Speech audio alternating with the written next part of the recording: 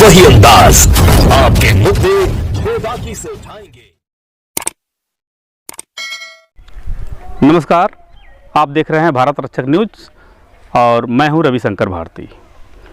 इस समय हम लोग सिंदुरिया थाना के ग्राम सभा मुजाहना के टोला सिसवनिया में हैं और सिसवनिया में कुछ ग्रामीणों का आरोप है कि यहाँ बंजर ज़मीन था जिसको जो खलिहान कर रहे हैं लोग, और उस पर किसी तरीके से गांव के ही व्यक्ति के द्वारा अतिक्रमण किया गया है। आइए हम इन्हीं से जानते हैं कि पूरा मामला क्या है और किस प्रकार से इस पर कौन सी कार्रवाई की जा रही है।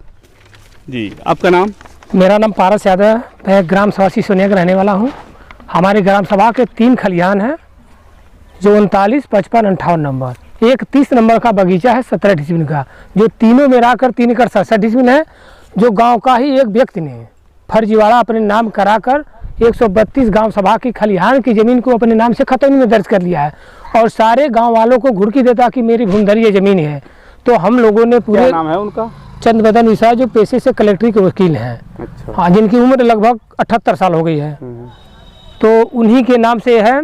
तो हम लोगों ने पूछा कि ठीक है, आपके नाम से अगर ज़मीन है तो आप किससे लिए हैं? तो उन्होंने बताया मैं कमला सिंह से लिया हूँ। तो हम लोगों ने कमला सिंह के जब कागज़ निकाला तो कमला सिंह फर्जी नंबर से आया है और हम आज भी हमारे ग्रामवासियों के ही नाम से खलिहान है, जो कमला सिंह ने फर्जी कराते हुए और उसके बाद में ये फर्जी करा है और धीरे धीरे नहीं गांव के लोगों से और कुछ बाहरी गुंडों को बुलाकर धीरे धीरे कब्जा करना चालू किया। आज भी 1 एकड़ बची हुई है। देखिए, 2-4 महीने के अंदर ये बिल्डिंग बनवा ली है, ये बाउंड्री लगवा ली है। किनका है ये बिल्डिंग? उन्हीं का है, चंद्रबदन मिश्रा का है। अच्छा, चंद्रबदन मिश्रा का। देखिए, बिल्डिंग 4 महीने में बनी है। 14-14, 15-15 लोग रातों दिन काम किए हैं, ताकि बन जाएगा तो गवर्नमेंट हमारा ढाएगा नहीं, कहेगा कि इसी की ही संपत्ति।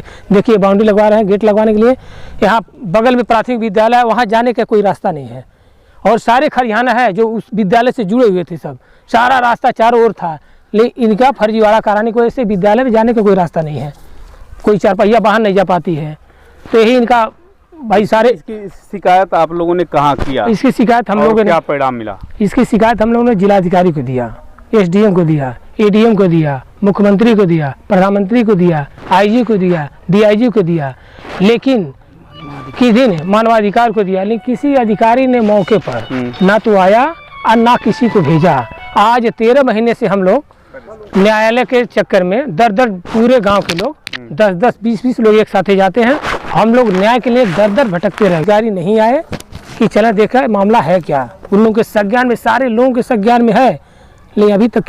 ग्रामीणों की बात सुनी। ग्रामीणों ने यह भी बताया कि यहाँ ये जो ज़मीन है, जो बंजर की ज़मीन है, खलिहान की ज़मीन है और पुश्तैनी जो पुराने पुरखे हैं वो बता रहे हैं कि यह खलिहान की ज़मीन थी, जिसको बाद में गांव के ही किसी व्यक्ति के द्वारा बेच दिया गया, जिसको पेशे से एक वकील करके हैं जिन्होंने लिया और वो अपना निर्माण कार्य करा रहे हैं।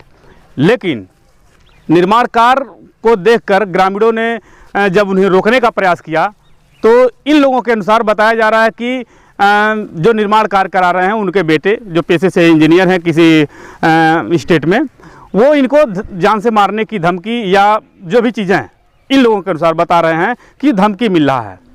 तो सवाल यह है कि जब कोई ग्राम सभा की ज़मीन पर ग्रामीणों के द्वारा अवैध निर्माण होने पर अगर रोका जाता है तो उनके साथ यदि धमकी मिल रही है तो किस तरह से ग्राम सभा की ज़मीन सुरक्षित रह पाएगी? क्या इसी तरह से ग्राम सभा की जितनी भी ज़मीनें हैं उसे किसी गांव के ही किसी विशेष व्यक्ति के द्वारा या जो भी कह सकते हैं को कब्जा लिया जाए और ग्रामीण मूक दर्शक बने रहें तो ये ठीक होगा? इस पे अधिकारियों की क्या प्रतिक्रिया है? अधिकारी कौन सा कार्य इस ज़मीन के संबंध में करते हैं? जबकि हाई कोर्ट का स्पष्ट निर्देश है कि जो भी बंजर की ज़मीन है, खलिहान की ज़मीन है, उस पर अब कोई कब्जा नहीं कर सकता। अपने सहयोगी विक्की कुमार के साथ मैं रविशंकर भारती, भारत रक्षक न्यूज।